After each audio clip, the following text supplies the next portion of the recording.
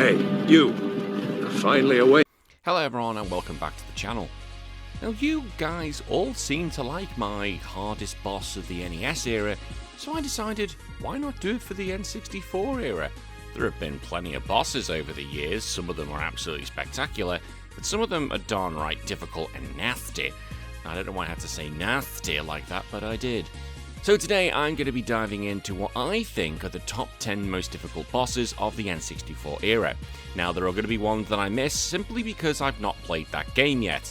So if there are ones I've missed, please let me know in the comments below what you think I need to play, which bosses' arse do I need to kick, and do you agree with my selection? As always, if you do like this content and think I deserve it, please hit that like and subscribe button. Let's make our new goal of 10,000 subscribers. Retro Wars is also a weekly podcast. Come over and find it wherever you get your podcasts from. It's just more stupidity. And we've also got a $1 a month Patreon where you can get involved in the podcast itself. Alright, as I said, let me know in the comments below what boss I need to fight, what boss I need to kill. I should also mention, yes, I know I've not done an opening montage for the bosses here to begin with, because I couldn't find footage of just a general montage, and I wasn't going to go out and get 50x bosses to put here, because I'm on a deadline. We all know these. I try and get these done twice a week, plus the podcast, plus Patreon, plus full-time work. Sorry, rant over. Right, let's get into it, shall we? My opinion of the top 10 hardest bosses for the N64. At number 10, Bowser from Super Mario 64. Now, by now, this is the third and final fight that you have to face the big lizard, turtle, dragon thing, whatever he is. I'm sure he's just a big-ass turtle. But now you've got less room to run around, because when he jumps back up after throwing him once, he basically starts destroying the arena, which means you've got limited room to be running around. Previously, it was like, yeah, I can go over here, come fight me, Bowser. Nope, not this time. And also add to the fact that you are dealing with that first-generation N64 camera, which isn't exactly known for being goddamn amazing. Despite that, you also need to get the timing of the throw right. Now, many of you can sit there and go, I can get that right every second of the day. Well, yeah, probably, but at the time when we were playing it, we were all terrified, we were stressed, like this is the final battle against Bowser, and we need to kick his ass. So having to do that 3 times can be a bit difficult, and especially if you get the wrong angle, because there are wide intervals to hit those bombs. That stress and the tension is probably what makes this boss difficult, because if you sit there and go, actually, it ain't too bad. But again, we're all little children and we're all panicking. And for the life of me, he definitely says, Gay Bowser, Mario is a homophobe. You Italian-American prick. At number 9, Dark Link. Now, this is a semi-boss sort of thing in the Water Temple, and I just think this is amazing. Now, I know we talked Shadow Dark Link in the NES episode. That was quite high up. Here, he's not so high up. I think this is amazing. The Water Temple itself, we all know, if you played the Ocarina of Time, it's a bit of a dick. It's a dick stage.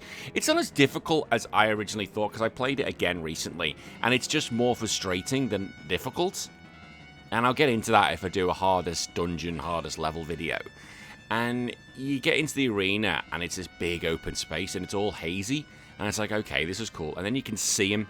You can see him just about in the distance. And the thing is with Dark Link here, is that he mimics absolutely everything you do. If you want to try attack him with your Master Sword, he'll try and fight back with his Master Sword. That just sounds gay. No homo. But, God, what has this show become? Either way, he'll parry everything. Now, I know you can sit there and go, well, yeah, if you get him at this angle with the sword, you can do it. That is true. That is true. There are ways to do it with the Master Sword. Now, the easy way of doing this is you could use, like, the hammer, you can do Din's Fire, or you can use the Goron Sword, your big, massive thing to win. I think it's more fun using the Master Sword, because you're trying to fight someone who is ultimately better than you in every way, and can mimic you, and can react like a god, and also just makes the fighting cool. Like, when he's attacking you, you can flip back and just make it look like this is what a real battle in the Zelda universe would look like. Out of all the battles you'll have in the whole game, this is the one which you can make. You can make it easy and just move on. Or you can try and make it as epic as fuck.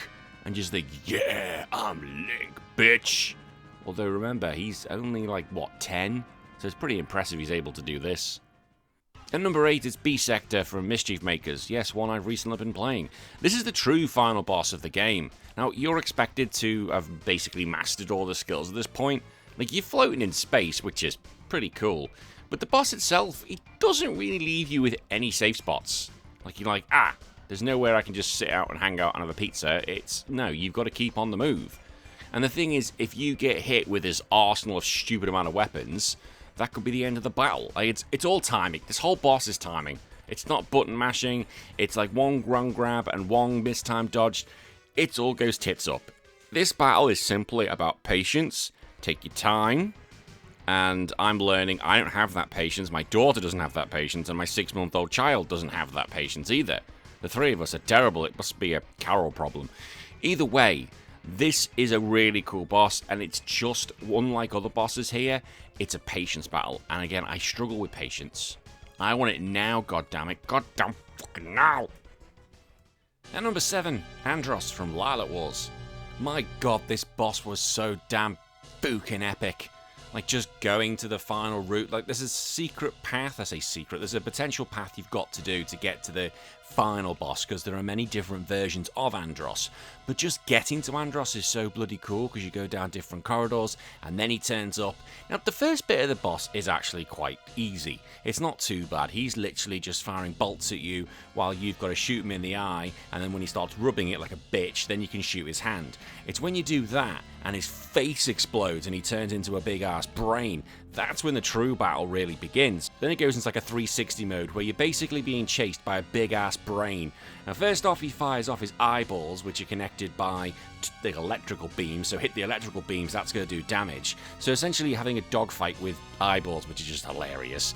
But the main problem is, once you've done them, then you need to kind of get like the, I don't know, you say the lizard brain of the portion of his brain, and you need to, you know brain physics, you know what I'm on about, and you got to hit that part of the brain, and then once you hit it, he disappears and then reappears basically behind you.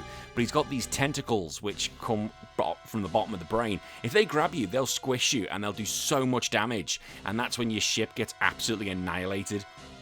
And you think, oh, I'll just run away and come back and do some more damage. No, it's very hard to do that, because his brain travels like a motherfucker. It just tracks you the whole way through. And even that, after you finish that, then he's basically like, right, screw that. If I'm going down, you're going down with me as well. And he tries to do it all Hail Mary and blow the whole place up. And then it leads to an epic moment where you're flying down a corridor, and your dad tells you the way out. Oh, and you have to follow his ship. God damn epic. If we do a list of the N64 most epic bosses, this is definitely appearing somewhere. At number 6, King K. Rool from Donkey Kong 64.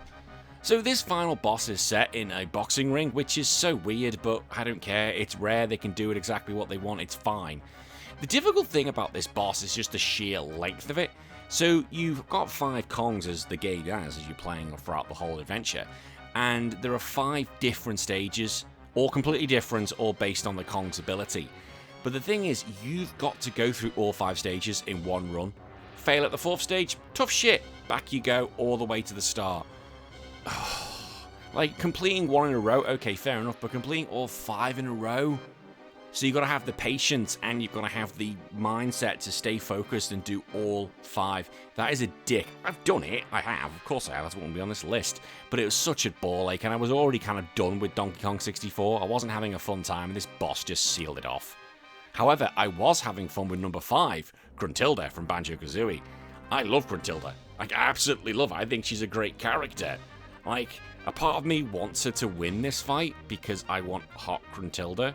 Well, that's a question for another day if we do a waifu video. Yeah, hot Gruntilda is just insane. I don't understand how that all works, but who cares? But either way, this boss is difficult.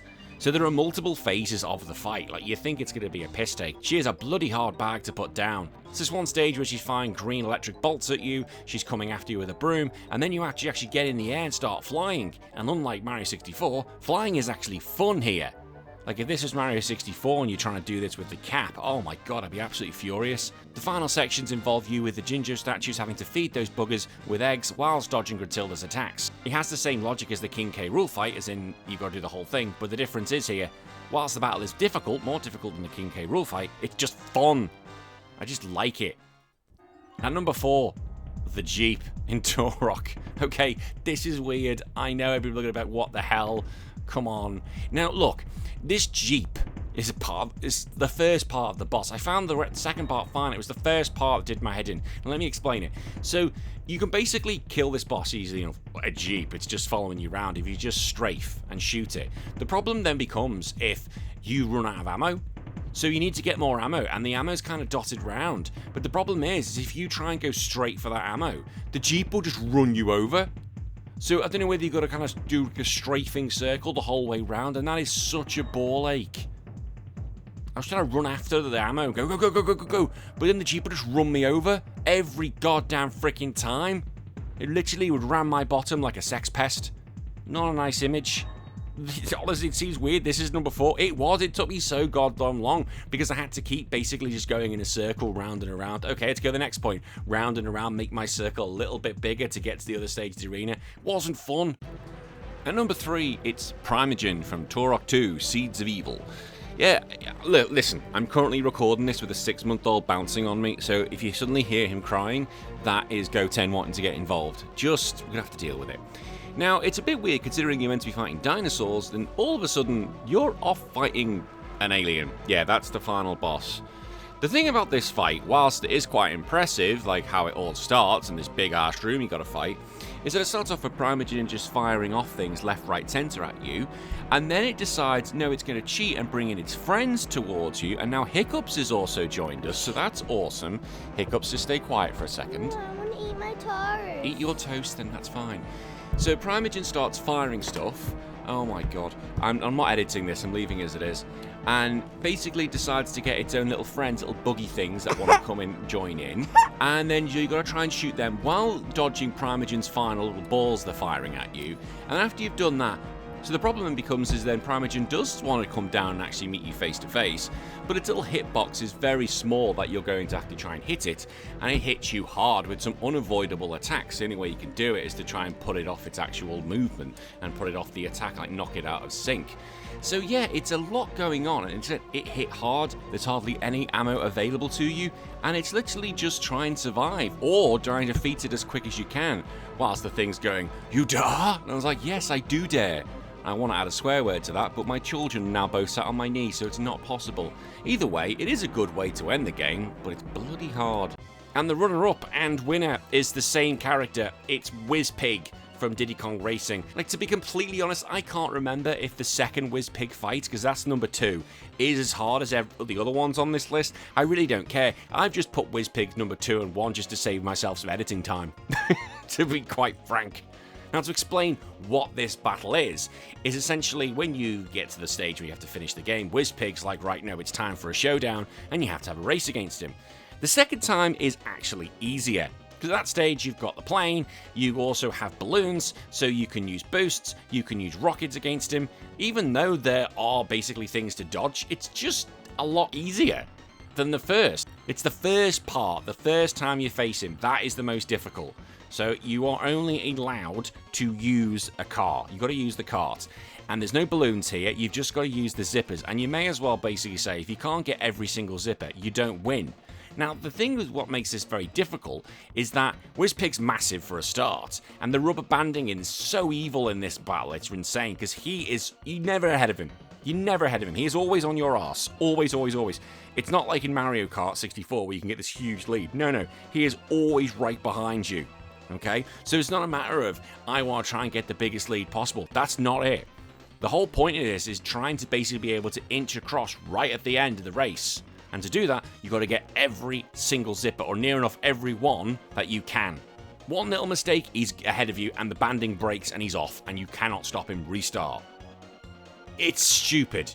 It is annoyingly difficult. And when I had to revisit this for the podcast, this is a very early episode of the show, trying to do that race again was such a pain in the arse. I knew exactly what was coming, but it was still so freaking difficult. And I guarantee everyone on this list has probably got Wizpig as number 1. Well, he's the thumbnail, so it kind of give it away a little bit. Sometimes I maybe put number 1 as the thumbnail, sometimes not. But here, everyone probably knew it's Wizpig, isn't it? I said, he might not be number 2. I've just done that because I'm lazy. If you know me, I'm on a time crunch. So yeah. And that's it. that is my top 10 hardest N64 bosses. As always, what did you think of my list? Do you agree with it? Do you think there's one I've missed? Or do you think the order needs to be switched around? Whatever it is, put it in the comments, and please, please, please leave a like, because that help gets more eyes on the channel. As always, we've got the podcast if you want to join it, and the Patreon, and for Monday's YouTube episode, we're going to be looking at the top 10 NES weapons you can use. Until then, my name's been Danny, you all take care of yourself, follow your dreams.